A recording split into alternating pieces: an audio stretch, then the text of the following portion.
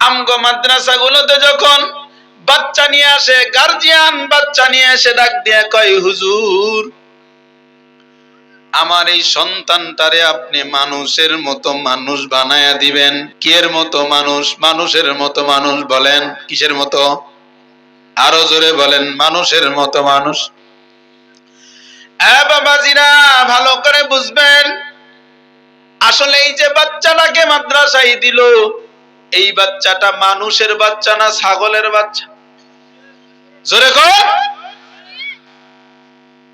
তো তারপরে ওস্তাদের কাছে কেন বললেন যে হুজুর আমার সন্তানটারে মানুষের মতো মানুষ বানায় দিয়েন? এই কথার অর্থ এমন যে হুজুর আমার এই সন্তানটা জন্মগত মানুষ, তবে আপনারা কোরআন হাদিস শিখায়া তারে গুণগত মানুষ বানায়া দেন। আর রহমান আল্লামাল কুরআন খালাকাল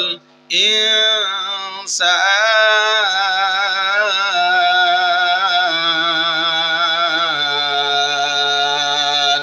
এ কালামে জিন্দা কোরআনে হাকিম হিকমতে হু লা ইয়াজালাস্তু কাদিম জামিউল ইলমি ফিল কোরআনে হাকিম তাকাসারাত আনহু ইফহামুর রিজালিন বাকা কোরআন কালামুল্লাহ মশনু কাদিমাস্তি কাদিমাস্তি নাইনু।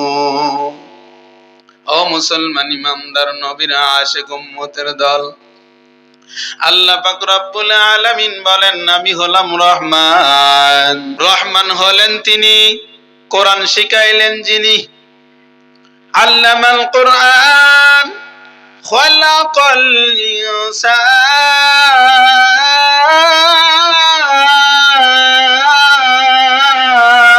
ইনসান। রহমান হলেন তিনি, কোরআন শিখালেন যিনি। রহমান হলেন তিনি, মানুষ বানালেন যিনি। মুসলমান আল্লাহ ডাক দিয়া কয় কোরআন শিখালাম আমি, তারপরে মানুষ বানাইলাম। তবে নিয়মটা এমন হওয়ার কথা ছিল রে মুসলমান, আগে মানুষ বানানো তারপরে কোরআন শিখানো, ঠিক কিনা কর? কেন বললেন? বলে কোরআন শিখাইলাম আমি, তারপরে মানুষ বানাইলাম। মুসলমান ইমানদার ও পর্দার আড়ালের আম্মা জান, আল্লাহ পাক বলেন কোরআন শিখাইলাম আমি, তারপরে মানুষ বানাইলাম। একটি মাত্র উদাহরণ আপনাদের সামনে পেশ করলেই বুঝতে সোজা হবে রে মুসলমান। আমগো মাদ্রাসাগুলোতে যখন বাচ্চা নিয়ে আসে, গার্জিয়ান বাচ্চা নিয়ে এসে ডাক দিয়ে কয়, হুজুর আমার এই সন্তানটারে আপনি মানুষের মতো মানুষ বানায়া দিবেন। কিয়ের মতো মানুষ? মানুষের মতো মানুষ। বলেন কিসের মতো?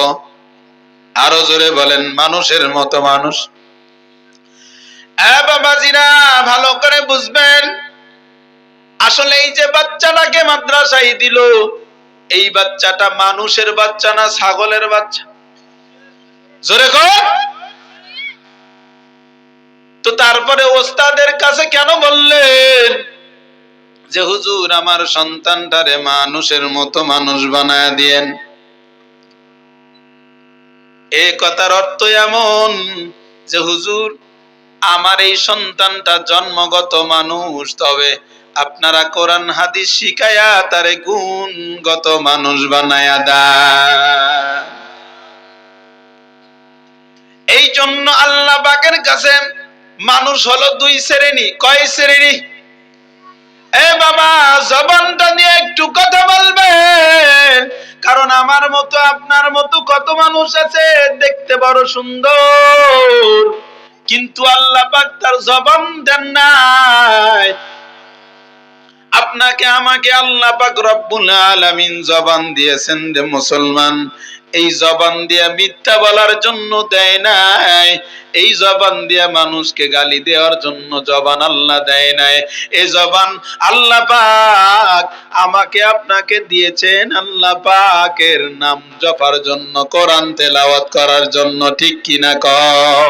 ও মুসলমানের যুবক ভাই, বিদ্যা বাবাজিরা, পর্দার আড়ালের আম্মা জানেরা, কথাগুলো ভালো করে শুনবেন।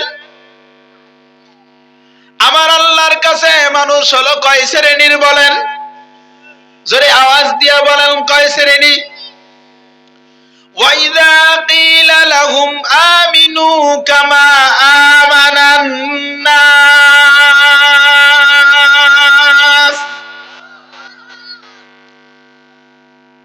এই মানুষের কথা যে আল্লাহ পাক কোরআনে বলছেন, এইটা হলো গুণগত মানুষের কথা, অর্থাৎ সাহাবা আজমাইনদের কথা বলেছেন। এই আয়াতের মধ্যে আল্লাহ বলেছেন গুণগত মানুষের কথা। আর এক আয়াতে বলে আল্লাহ পাক, ইয়া আইয়ুহান নাসু উবুদু রাব্বাকুম। এই আয়াতের মধ্যে আল্লাহ পাক রব্বুল আলামিন জন্মগত মানুষের কথা বলছেন। তাহলে বুঝে থাকলে বলেন বাবাজিরা, আমার যুবক ভাইয়েরা, আল্লাহর কাছে মানুষ হলো কয় শ্রেণী বলেন? দুই শ্রেণী। আল্লাহ পাক আর রহমান আল্লামাল কোরআন, আগে কোরআন নাজিলের কথা বলি আল্লাহ পাক এটা বুঝাইছেন। যেমন মাদ্রাসায় সন্তান নেয়ার পরে বলে হুজুর মানুষের বাচ্চা, তারপরেও বলে হুজুর মানুষের মতো মানুষ বানায়া দেন, তেমনি আল্লাহ বলেন কোরআন শিক্ষা ছাড়া কোনো মানুষ কোনোদিন মানুষ হতে পারে না। गर्भ सूरत आदमी हिंसा बुदेव अहमद अबू जलो हम के साबुदेव आदमीरा आदमीयत लाज़िमात उदरा घर बुन बाशत है जवा। আরে মুসলমান ইমানদার, অনে নবীর আশিক ও নবীর উম্মতের দল, আল্লাহ পাক বলেন গুণগত মানুষ হতে গেলে অবশ্যই কোরআনের শিক্ষা প্রয়োজন। আড্ডুম বাগডুম ঘোরাডুম যাই শিখুক না কেন, ওই বান্দা দুনিয়াতে মানুষ বলে বিবেচিত হতে পারে, কিন্তু আল্লাহর আদালতের মুসলমান এই মানুষ কখনো মানুষ হিসাবে বিবেচিত হবে না। ঠিক কিনা বলেন? আল্লাহর পয়গম্বরের জন্ম এমন একটা জামানা, কোরআন হাদিসের ভাষায় বলা হইতো জাহিলিয়াতের জামানা। আহা, আজকে তো যুবকদের মাহফিলে পাওয়া যায় না, যুবকদের পাওয়া যায় ওই আমগো দেশে কয় এটা খারাপ পট্টি, চুরি পট্টি। কোন পট্টি পাওয়া যায়? কথা বল না, যে কোন পট্টি? আহা, আল্লাহ যে আমগো কোন জামানায় পাঠাইলো, যে জামানায় গুনাহ করা সহজ, নেকির কাজ করা কঠিন। ঠিক কিনা বলেন? আল্লাহ আল্লাহ রে, কোন দুনিয়াতে পাঠাইলা আমারে। বর্তমানের মাইয়া পোলার সমান সমান মাপ, লম্বা চুল কাটিয়া ওরা মাথায় লাগায় কাফ। আল্লাহ রে, কোন দুনিয়াতে পাঠাইলা আমারে। এই জামানার মাইয়া ভোলার দেখো কি কারবার, মঘাই পিছে মগি সামনে হুন্ডারি ড্রাইভার। আল্লাহ আল্লাহ রে, কোন দুনিয়াতে পাঠাইলা আমারে। ও আল্লাহ আল্লাহ রে, কোন দুনিয়াতে পাঠাইলা আমারে। জিন্সের প্যান্ট শার্ট পরিয়া রাস্তা হাঁটা যায়, পোলা না মাইয়া রে চেনা বড়দায়। আল্লাহ রে, কোন কোন দুনিয়াতে পাঠাইলা আমারে ও আল্লাহ আল্লাহ রে কোন দুনিয়াতে পাঠাইলা আমারে।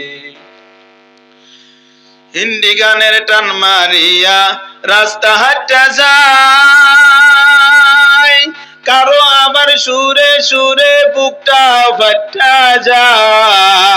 আল্লাহ রে কোন দুনিয়াতে পাঠাইলা আমারে ও আল্লাহ আল্লাহ রে কোন দুনিয়াতে পাঠাইলা আমারে। মুসলমান ইমানদার নবীর আশিক, ওরে ভাই ভালো করে শুনে নেন, বলতেছিলাম পয়গম্বরে আরবি সাল্লাল্লাহু আলাইহি ওয়াসাল্লাম এমন এক জামানায় জন্ম, যেই জামানাকে জাহিলিয়াতের জামানা বলা হয় রে মুসলমান। পয়গম্বর যখন জন্ম নিলেন ওই যুগের মানুষগুলো এত খারাপ ছিল, এত খারাপ ছিল। এ মুসলমান, পয়গম্বর জন্মের কিছুদিন পরে আল্লাহর পয়গম্বর তার পাক পবিত্র জবান দিয়া বললেন, খায়রুল কুরুনি করনি সুম্মাল্লাযীনা ইয়ালুনাহুম সুম্মাল্লাযীনা ইয়ালুনাহুম। আল্লাহু আকবার গণ। আল্লাহর পয়গম্বর অল্প দিনের ব্যবধানে ডাক দিয়ে কয়, এই দুনিয়ার মানুষ, আমার যুগ হলো সর্বশ্রেষ্ঠ যুগ, আমার যুগ হলো সোনালী যুগ, আমার যুগের মানুষগুলো নিট অ্যান্ড ক্লিন ঈমানওয়ালা মানুষ। এই মুসলমান ভালো করে শুনবেন, ওই যুগের মানুষগুলোকে মূর্খ আর জাহেল কেন বলা হয়তো? তারা শিক্ষা দীক্ষা কাব্য কবিতায় সাহিত্যিকতায় আপডেট ছিল। বলবেন হুজুর কেমনে বুঝবো আমরা? ওই জামানায় আমার আল্লাহ এমন একটা সাহিত্যিকতার কিতাব নাজিল করে দিয়া এটাই প্রমাণ করে দিলেন রে মুসলমান যে ওই জামানার মানুষগুলো শিক্ষা সাহিত্যিকতায় ছিল অনেক উপরে। মুসলমান, ওই মানুষগুলোর শিক্ষা সাহিত্যিকতায় আপডেট থাকার পরেও কেন তাদেরকে মূর্খ জাতি বলা হয়? কারণ কেবলমাত্র শুধুমাত্র সব শিক্ষা দীক্ষা ছিল, কিন্তু কাব্য কবিতার দিক দিয়ে তারা আপডেট ছিল রে মুসলমান। তারপরেও তাদেরকে মূর্খ বলার কারণ তাদের মধ্যে সব শিক্ষা ছিল, কিন্তু কোরআনের শিক্ষা ছিল না। একটা মাত্র শিক্ষা, সেটা হলো কোরআনের শিক্ষায় অ্যাবসেন্স থাকার কারণে এই মানুষগুলো যেমন মূর্খ আর জাহেল বলে আখ্যায়িত করা হয়েছে, অমনি ভাবে আজকের জামানায় যত মানুষ শিক্ষা দীক্ষায় আপডেট থাকুক না কেন, ওই বান্দার ভিতরে যদি আল্লাহর কালাম না পাওয়া যায়, এই মানুষটাও মূর্খ আর জাহেল বলে আল্লাহর কাছে বিবেচিত হবে। ঠিক কিনা বলেন? इल्मे राए जा जो कर दन बासाब खल्क रादन जवाब बासवाब हक न दारत दुस्त खल्क जानरा निस्ते खसलत के दीनदारा मुसलमानी बुवत गर्दान हादान इन्हाने खुद बदशती का ज़दादन गर्ब सूरत आदमी इंसाबुदेम अहमदोबु जहलो हाम के जाबुदे। ও মুসলমান ইমানদার, ওরে যুবক ভাই, ও বুড়া বাবাজিরা, পর্দার আড়ালের আম্মা জানেরা, আল্লাহ পাকের কালাম যতক্ষণ পর্যন্ত মানুষের সিনায় না যাবে, এই মানুষটা কখনো বর্বরতা অন্ধকার থেকে বাঁচতে পারবে না। ঠিক কিনা বলেন? ফামা তাবিয়া হুদায়া فلا خوف عليهم ولا هم يحزنون।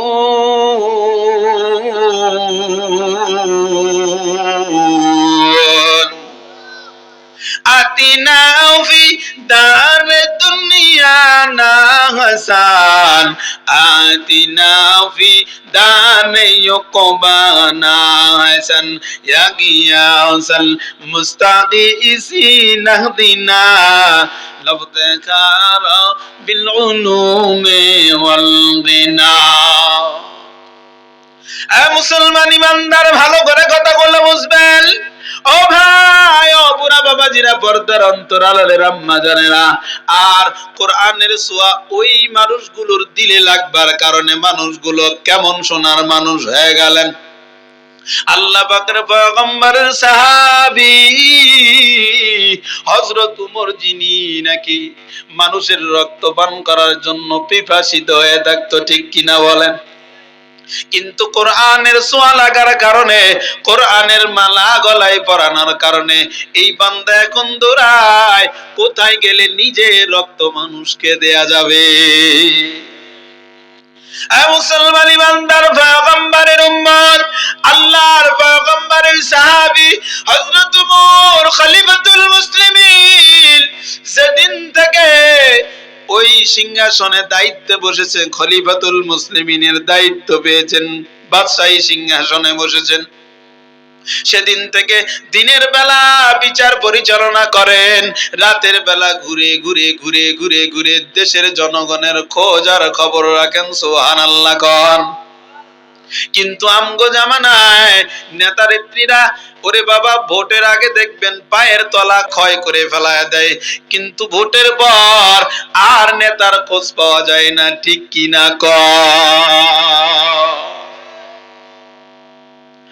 মুসলমান? রাগ করবেন না। রাগ করেননি? কষ্ট হয়নি? যুবক ভাই, থাকবেন না ভাগবেন?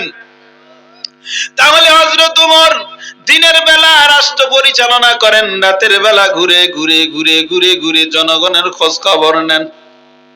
একদিন সন্ধ্যা রাত বের হয়ে ঘুরতেছেন, রাত্রি ঘুরতে ঘুরতে গভীর হয়ে গেছে, ময়দানের মধ্যে ঘোরেন, হঠাৎ করে উমরের কানের মধ্যে একটা শিশু বাচ্চার কান্নার আওয়াজ চলে আইছে। কান্নার আওয়াজ, কি এর আওয়াজ? জোরে বলেন। হযরত ওমর চিন্তা করলেন, এত রাত, গভীর রাত, এই রাত্রে ছোট্ট বাচ্চার কান্নার আওয়াজ কেন? খুঁজতে খুঁজতে গিয়ে দেখেন মরুভূমির মধ্যে একটা তাঁবুর মধ্যে টিম টিম করে বাতি জ্বলে, একটা সন্তান কান্না করে। আল্লাহর পয়গম্বরের সাহাবী খলিফাতুল মুসলিমিন উমর ঘরের বাইরে থেকে ডাক দিয়া বলেন, ও আম্মা জান, এত রাত্রে বাচ্চাকে কেন কান্না করান? কারণ জানতে পারি কি? ওই মহিলা ঘরের মধ্যে দিকে ডাক দিয়ে কয়, এই পথিক, গভীর রাত্রে তুমি কে? আমি তোমারে চিনি না। এই জালেম উমরের শাসন আমলে আমি একটা বছর ধরে কষ্ট করতেছি। আমি একজন বিধবা মহিলা, আমার স্বামী ওই দিন কায়েমের জন্য যুদ্ধের ময়দানে শাহাদাত বরণ করেছে রে বাবা। এই জালেম উমর একটি বছরে একটা দিনও আমার কোনো খোঁজ খবর রাখলো না। এ যুবক, গভীর রাত্রে সাক্ষী থাকো, হয় দুনিয়াতে নাই তা আখিরাতে কিয়ামতের ময়দানে আমি তোমাকে সাক্ষী রাখলাম, এই জালেম উমরের নামে আমি আল্লাহর দরবারে মামলা করে দিব। হযরত উমর ডাক দিয়ে বলে, আম্মা জান, এই গভীর রজনীতে যদি তোমারে কেউ একটু হেল্প করে, সাহায্য করে, তুমি সেটা কি গ্রহণ করবা? উমর এখন পর্যন্ত নিজের পরিচয় গোপন রেখে মহিলার সঙ্গে কথোপকথন করছে রে বাবা। ওরে আল্লাহর বান্দা, ও নেতৃস্থায়ী বান্দারা, ভালো করে শুনে নেন। ও মুসলমান, প্রত্যেকে একজন জিম্মাদার। আল্লাহ পাক জিম্মাদারি দিয়া এই দুনিয়াতে আপনাকে আমাকে পাঠাইছেন খলিফা বানাইয়া, ঠিক কিনা বলে? মহিলা ডাক দিয়া বলে, কি বলো হে যুবক? আমি প্রায় মৃত্যু মুখী জীবন যাপন করতেছি, আমার সন্তানগুলো খানার জন্য কান্না করতেছে। ওই যে তাকাইয়া দেখো, আমি চুলার উপরে গরম পানি দিয়ে এর মধ্যে পাথর ঢুকায় দিয়া জাল দিতেছি আর সন্তানগুলোরে সান্ত্বনা দেই। আল্লাহর বান্দি ডাক দিয়া বলে, কেউ যদি আমাকে সাহায্য করে আমি অবশ্যই এটা গ্রহণ করব। হযরত ওমর এই কথা শোনার পর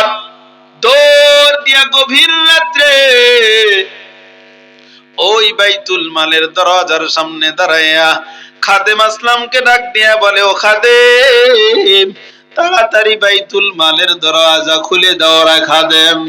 খাদেম ডাক দিয়া বলে, এত রাত্রে বুঝলাম না আমিনুল মুমিনিন, কেন আমি বাইতুল মালের দরজা খুলবো? হযরত ওমর কান্না করে আর ধমক দিয়া কয়, আমি যে দৃশ্য দেখে আসছি, আমি উমরকে না জানি আল্লাহর আদালতে আসামির কাজ করায় দাঁড়াও রাখতে পারে। ও মুসলমান, ওয়াজ মাহফিল শুধু কানসুক করার জন্য নয় রে বাবা, এখান থেকে শিক্ষা নেওয়ার মতো কিছু আছে। কিন্তু আমরা পাবলিক এত বড় মারাত্মক, যেই বক্তা গান গাইতে পারে ওই বক্তার ডিমান্ড অনেক বেশি, ঠিক কিনা কর? হ্যাঁ মুসলমান নবীর উম্মত, ও যুবক ভাই, বুড়া বাবাজিরা, পর্দার আড়ালের আম্মা জানেনা, কথাগুলো শোনেন। আসলামকে ডাক দিয়া বলে, আসলাম দেরি করবি না, তাড়াতাড়ি বাইতুল মালের দরজা খুলিয়া দে। ঘরের মধ্যে গিয়া নিজ হাত দিয়ে আটা, জৈতুনের তেল আর উটের গোস্ত নিয়া আসলামকে ডাক দিয়া বলে, রে আসলাম, বস্তাটা আমার ঘাড়ে উঠাইয়া দে। আসলাম ডাক দিয়া বলে, আমিনুল মুমিনিন হতেই পারে না, আমি আসলাম বাইতুল মালের খাদেম, আমি তো এই কাজের জন্য নিয়ে যেতে আসি গো পয়গম্বরের উম্মত। ওমর ডাক দিয়া বলে, রে খাদেম, যেমন আজকে দুনিয়ায় আমার বস্তা বহন করবা, একটা কথা আমারে বলো, কিয়ামতের ময়দানে যদি আল্লাহ আমারে আসামির কাঠ করায়, দাঁড় করায়, সেদিন কি তুমি আমার দায়ে দণ্ডায়মান হইয়া তুমি কাঠ করায় দাঁড়াইবানি? আসলাম চুপ হয়ে গেল। ওই আটার বস্তা ঘাড়ে নিয়া গভীর রজনীতে উমর দৌড়ায়, দেখে মনে হয় দুনিয়ার সব চাইতে বড় ফকির। ও গো নবীর উম্মতেরা, হয় আজি দিশে হারা, কোরআন হাদিসের চলো যখন যাহা চাই মনে, নবী বিনে কে তরাবে পুলসিরাত মিজানে, নবী বিনে কে তরাবে পুলসিরাত মিজানে। এমন ইয়াতিম নবী আমার,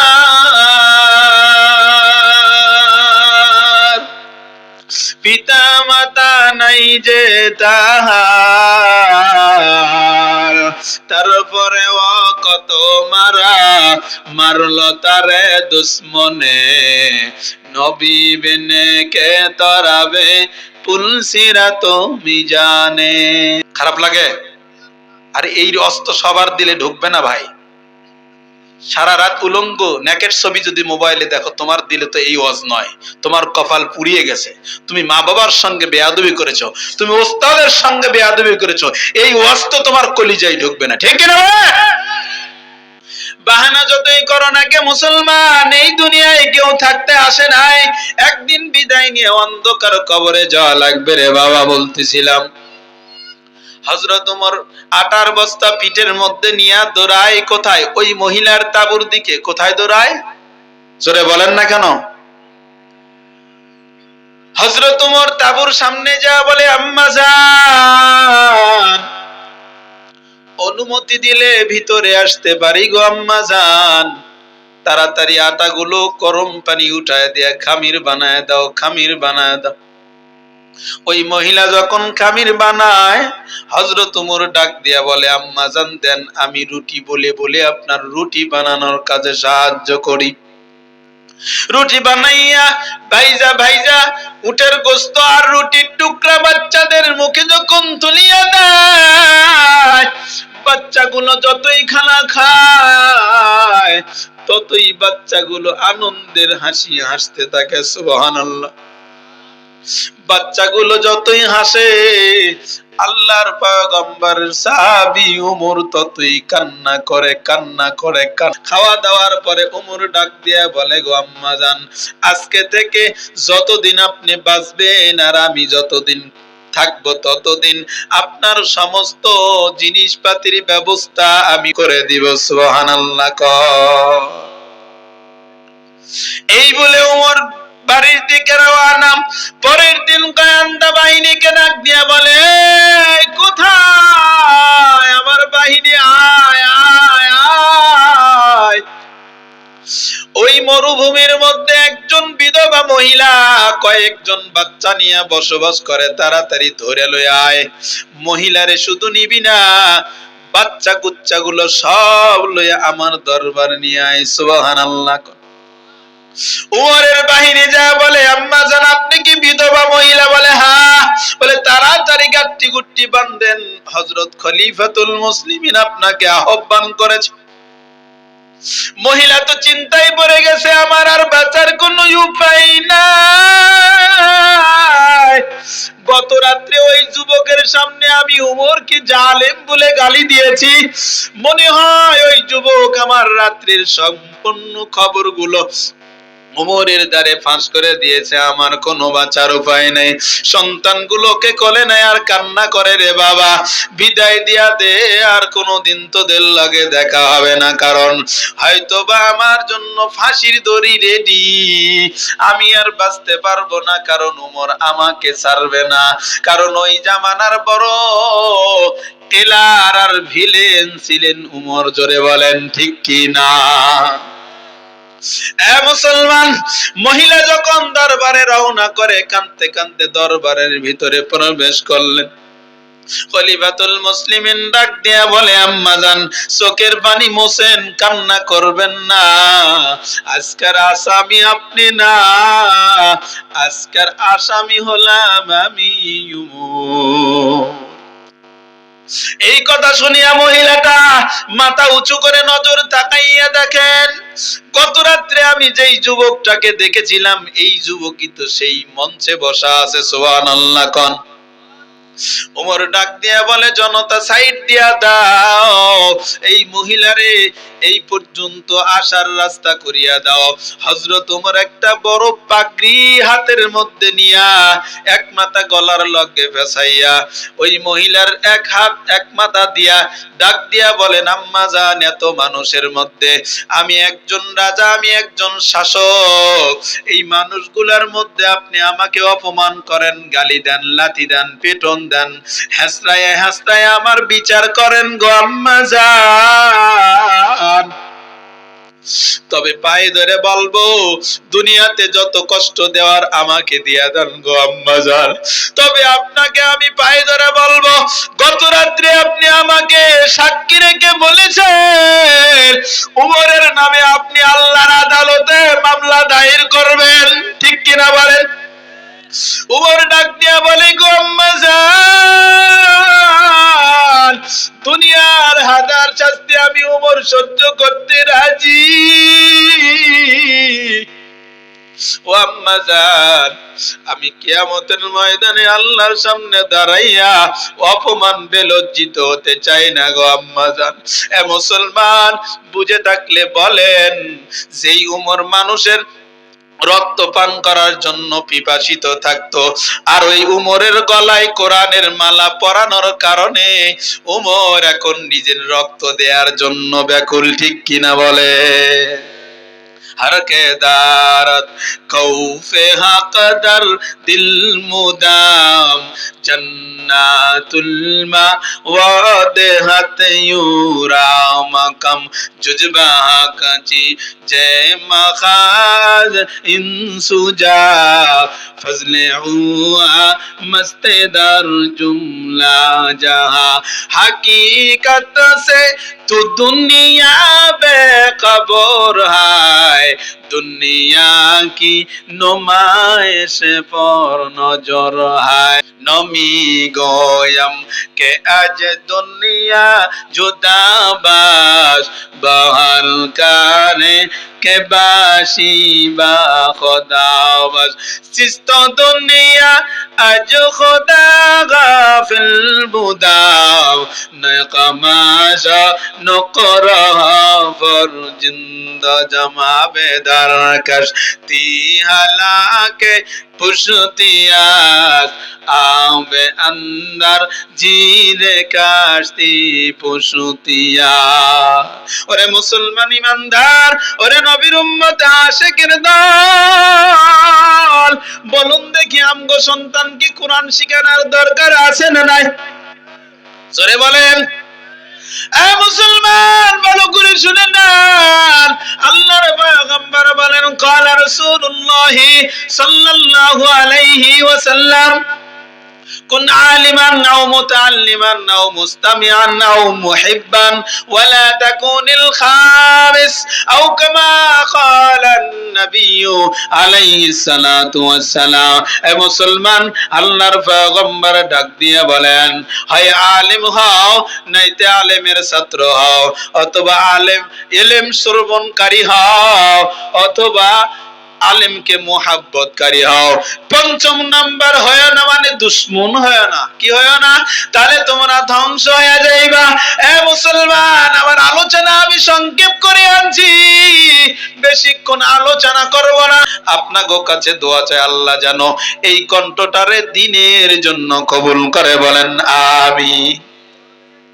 এ মুসলমান, আল্লাহর পয়গম্বর বলেছেন হয় আলেম হও নাইতে আলেমের ছাত্র হও, নাইলে ইলম শ্রবণকারী হও, প্রচারকারী হও, অথবা আলেমকে মুহাব্বতকারী হও। সুবহানাল্লাহ কোন বলেন ক্বালা রাসূলুল্লাহ সাল্লাল্লাহু আলাইহি ওয়াসাল্লাম ইযা মাতাল ইনসানু ইনকাতা আমালুহু ইল্লা মিন সালাসা সাদাকাতিন জারিয়াতিন আও ইলমিন ইয়াতাফাউ বিহি আও ওয়ালাদিন সালিহিন ইয়াদউ লা আও কামা ক্বালান নাবিয়্যু আলাইহিস সালাতু ওয়াস সালাম। এ বান্দা, মানুষ যখন মরিয়া যাবে, ইনকাতা আমালুহু কতায়ান কিতু, আল্লাহ পাক রব্বুল আলামিন বলেন তাদের সমস্ত আমলের রাস্তাগুলো বিচ্ছিন্ন করে দেওয়া হবে, কেটে দেওয়া হবে, কেটে দেওয়া হবে। কি করা হবে বলেন? তবে ইল্লা মিন সালাসা, তিনটা আমল ব্যতীত সব আমলের দরজাগুলো বন্ধ হবে। একটা আমল হলো সাদাকাতুন জারিয়া, আপনি দান সদকা করবেন, এটা জারি থাকবে, কবরে শুয়ে শুয়েও পাবেন। আমার মাস্টার চাচাজি সুহেল ভাইয়ের আব্বা জান এই যে কবরে শুয়ে আছে, মাদ্রাসায় জায়গা দান করার কারণে আল্লাহ পাক তার কবরের সওয়াব পাঠাইতে থাকবে। সুবহানাল্লাহ। এই দুনিয়ায় সবই পার, কবর যে তোর আসল ঘর। এই দুনিয়ায় সবই পার, কবর যে তোর আসল ঘর। কেমন সে তাই থাকবি পরে, শুধুই মাটির বিছানা। চিন্তা করেই দেখো না, কবরে কি যাইবা না। ওই কবরে আল্লাহ সারা বন্ধু কেহ থাকবে না। ওই কবরে আল্লাহ সারা বন্ধু কেহ থাকবে না। চিন্তা করেই দেখো না, কবরে কি যাইবা না। ওই কবরে আল্লাহ সারা বন্ধু কেহ থাকবে না।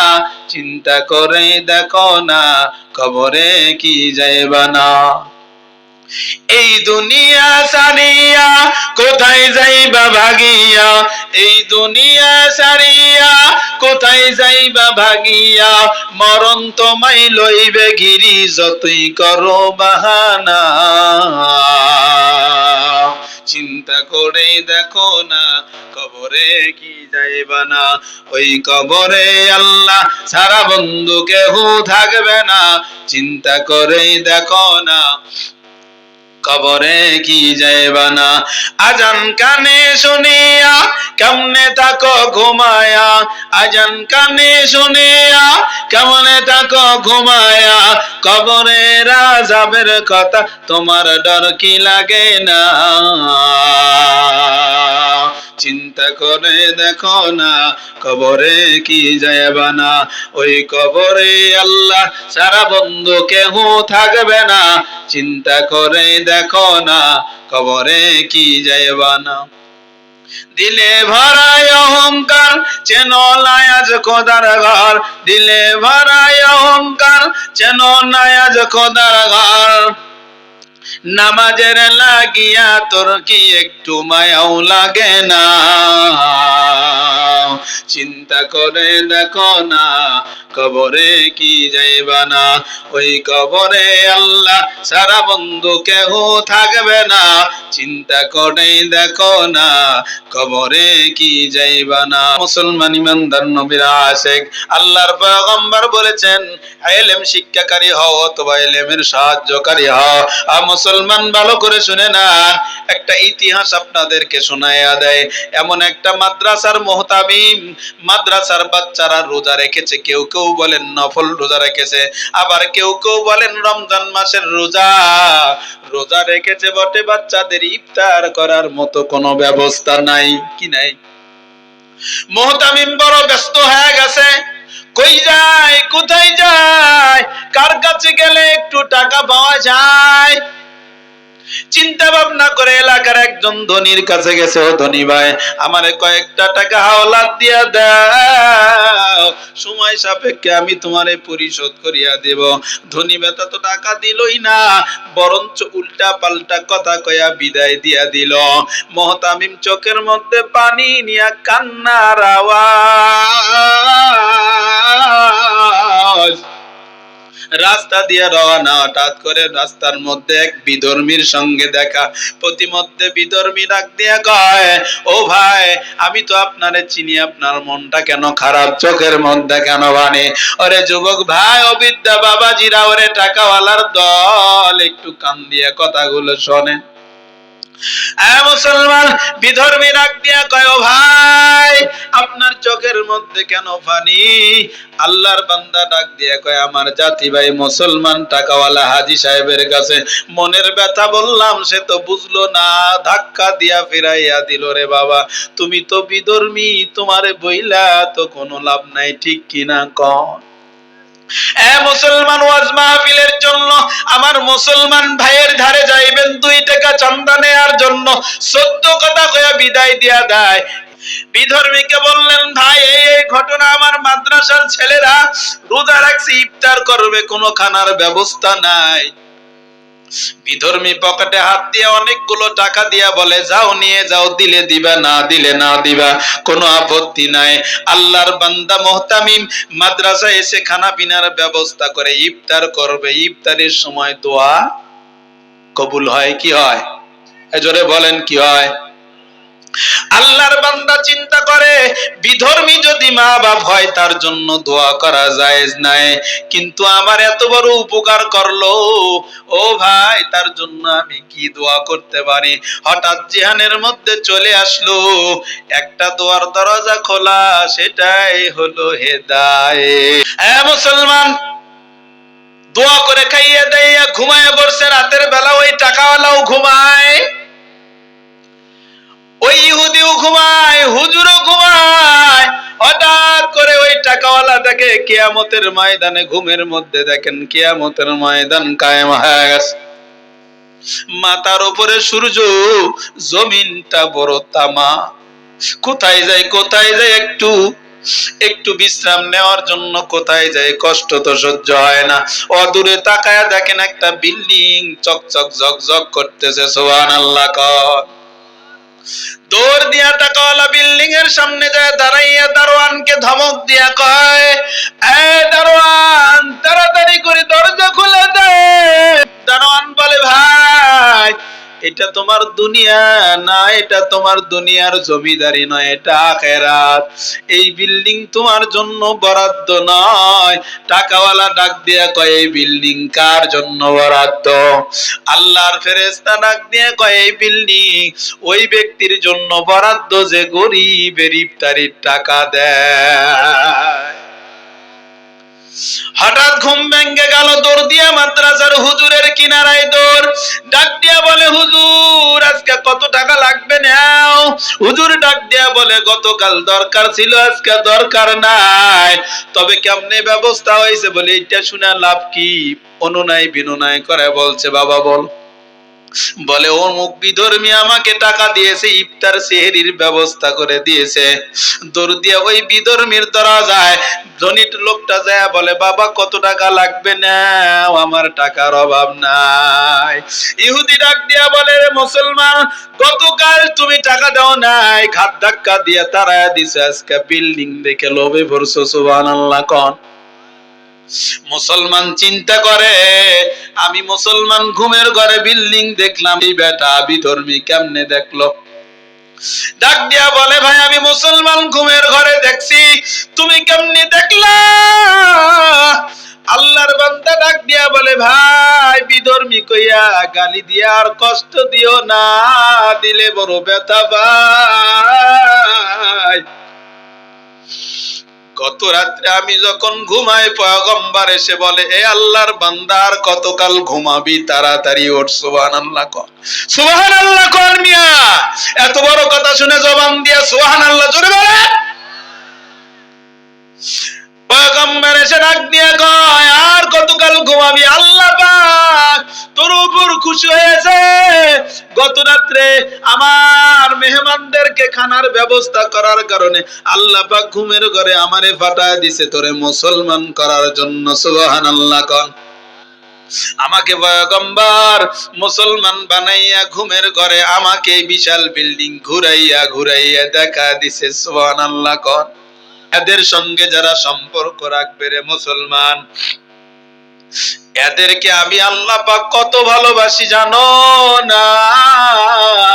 পয়গম্বর হাদিসের মধ্যে বলেন, ক্বালা রাসূলুল্লাহ সাল্লাল্লাহু আলাইহি ওয়াসাল্লাম, ইয়া আবা হুরায়রা তাআল্লিমিল কুরআন ওয়া আল্লিমুহুন নাস ওয়া লা তাযালু কাযালিকা হাত্তা ইয়াতিয়াকাল মাউত ফাইন আতাকাল মাউত ওয়া আনতা কাযালিকা যারাতিল মালাইকাতু কবরাকা কামা যারুল বাইতুল আতীক আও কামা ক্বালান নাবিয়্যু আলাইহিস সালাতু ওয়াস সালাম। আল্লাহর পয়গম্বর ডাক দিয়ে কয়, মুসলমান একটা উদাহরণ দিলেই আপনারা বুঝবেন। যেমন আমার বাবাজি মাস্টার সাহেব মাদ্রাসার পাশে ঘুমাইয়া পড়েছেন রে বাবা। বলেন দেখি, তার অনেকগুলো সন্তান, প্রত্যেকটা সন্তান কি প্রতিদিন তার কবর জিয়ারত করতে পারেনি? পারেনি? আপনি কি আপনার বাবার কবর জিয়ারত প্রতিদিন করতে পারেননি? না না না। তবে ভালো করে শুনে নাও পয়গম্বরের হাদিস। কোরআনওয়ালাদের সঙ্গে সম্পর্ক রাখার কারণে রে বাবা, আল্লাহর পয়গম্বর বলেন, ইয়া আবা হুরায়রা তাআল্লিমিল কুরআন ওয়া আল্লিমুহুন নাস ওয়া লা তাযালু কাযালিকা হাত্তা ইয়াতিয়াকাল মাউত ফাইন আতাকাল মাউত ওয়া আনতা কাযালিকা যারাতিল মালাইকাতু কবরাকা।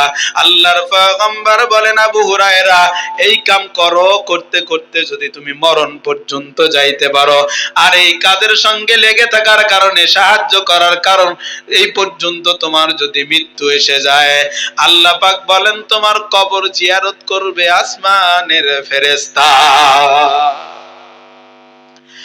মুসলমান, আসমানের ফেরেশতা কাদের কবর জিয়ারত করবে? যারা কোরআন শিক্ষার্থীদের সঙ্গে, কোরআনের মাদ্রাসার সঙ্গে, আলেমদের সঙ্গে সম্পর্ক রাখবে, কোরআন শিক্ষার সঙ্গে সম্পর্ক রাখবে। আল্লাহর পয়গম্বর ডাক দিয়ে কয়, তাদের কবর আল্লাহর ফেরেশতারা তওয়াফ করবে, তওয়াফ করবে। সুবহানাল্লাহ। কামা যারাতুল বাইতুল আতীক, যেমন নাকি দেশ দেশান্তর থেকে মানুষরা দলে দলে যাইয়া কাবা শরীফ তওয়াফ করে আর বলে লাব্বাইক আল্লাহুম্মা লাব্বাইক, এমনি করে করে ওই ব্যক্তির কবর ফেরেশতারা জিয়ারত করবে যারা কোরআন ওয়ালাদের সঙ্গে থাকবে। সুবহানাল্লাহ। এ বাবা, অনেক কবর আছে যেগুলো নদী গর্ভে বিলীন হয়ে গেল, কবরের নাম নাই, নিশানা নাই। আমাদেরও তো এমন হতে পারে, ঠিক কিনা বলেন? ওরে আল্লাহর বান্দা, এমন একদিন আসবে আমার আপনার প্রাণ পাখিটা যখন বের হয়ে বিদায় নিয়ে চলে যাবে রে বাবা, আমার দেহটা মাটির উপরে পড়ে থাকবে, সন্তানগুলো কাপড়গুলো বেলেট দিয়া কাইটা কাইটা কাইটা রাখবে, আমাদেরকে মাটির উপরে শোয়া রাখবে। কেউ বা যাবে ওই বড়ুয়ার হাটে কাফনের কাপড় কেনার জন্য, কেউ বা আবার যাবে বাঁশবাগানে কবর খননের জন্য, কেউ বা আবার যাবে মাইকিং করার জন্য, ঠিক কিনা বলেন? কত আত্মীয় স্বজন আসবে, আমার আপনাকে লাশ দেখে দেখে কান্নার আওয়াজ দিবে রে মুসলমান। কান্না করতে থাকবে, ছোট্ট ছোট্ট ছেলে মেয়েরা কান্না করবে আর বলবে, আব্বু ও আব্বু এত কান্না করি কেন, আপনি আমাদের কান্নার জবাব দেন না গো আব্বু। মরা মানুষ কি কোনোদিন মানুষের কান্নার জবাব দিবে নাকি বলেন? এ মুসলমান, কাফন বানাইয়া যখন জানাজা দেওয়ার জন্য লাশটা নিয়ে যাব, মা এসে বলবো, আমার সন্তানের লাশটা একটু দেখাইয়া দাও। আল্লাহ নারে তাকবীর। মুসলমান ইমানদার, আমার আলোচনা শেষ করে দিব রে বাবা। ভাই, স্ত্রী ডাক দিয়া বলবে, স্বামীর একটু চেহারাটা দেখাইয়া দাও। কান্না করবে আর বলবে, যেই মানুষের কারণে আপন মানুষগুলোকে পর বানায় ফেলা দিলাম, কিন্তু আজকে সেই মানুষ দেখি না ফেরার দেশে আমাকে সেইরা রওনা দিছে। আর সন্তানগুলোকে ডাক দিয়া বলবে, আয় সন্তানরা আয়, তোর বাবাকে শেষ দেখা একবার দেখিয়া যা, আর কোনদিন তোর বাবারে পাবি না, তোর বাবা তো না ফেরার দেশে রওনা রে মুসলমান।